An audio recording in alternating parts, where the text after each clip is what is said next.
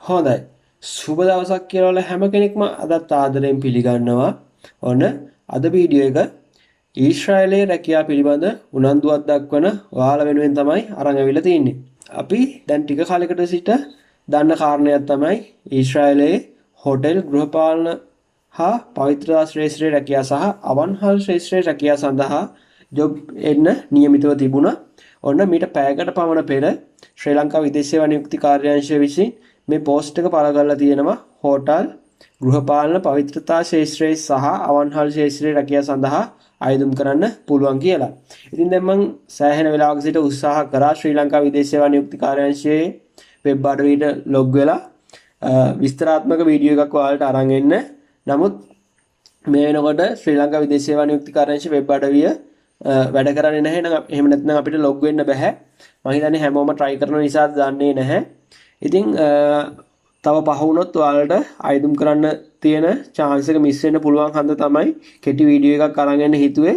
විශේෂයෙන්ම ඔයාලට පේනවා මේ පහලින් තියෙනවා ඊශ්‍රායලයේ හෝටල් ගෘහපාලන පවිත්‍රතා ශාස්ත්‍රය සඳහා පළමු ආයුධම්කරුවන් 1000කට පමණක් වෙබ් ද්වාරය විවෘත වේ. ඒ කියන්නේ හෝටල් ගෘහපාලන පවිත්‍රතා ශාස්ත්‍රය සඳහා ආයුධම්කරුවන් 1000කට විතරයි රෙජිස්ටර් වෙන්න පුළුවන්.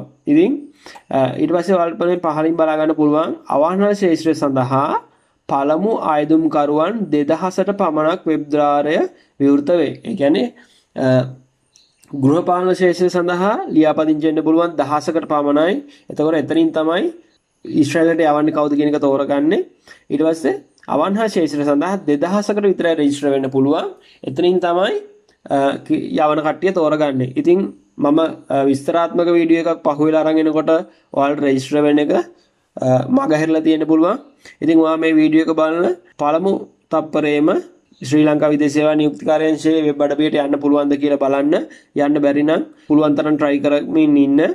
ලැබෙන පළමු අවස්ථාවේම රෙජිස්ටර් වෙන්න. මොකද මේ අවස්ථාව ආයේ කවදා හම්බ වෙයිද කියලා අපිට කියන්න බැරි නිසා. ඉතින් දැනට ඔය ටික තමයි කියන්න තියෙන්නේ. ඒ වගේම ඔයා මේ වීඩියෝ එක දකින වෙලාවෙම වීඩියෝ එක ෂෙයා කරන්න තවත් කෙනෙක් දැනුවත් වෙන්න. මොකද ඔයාගේ සමීපතමෙක් ඊශ්‍රායල් යන බලාපොරොත්තු වෙනවා නම් ඒක එයාට මහත් පිටුවහලක් වේවි. එහෙනම් අදට මෙතනින් නවතිනවා.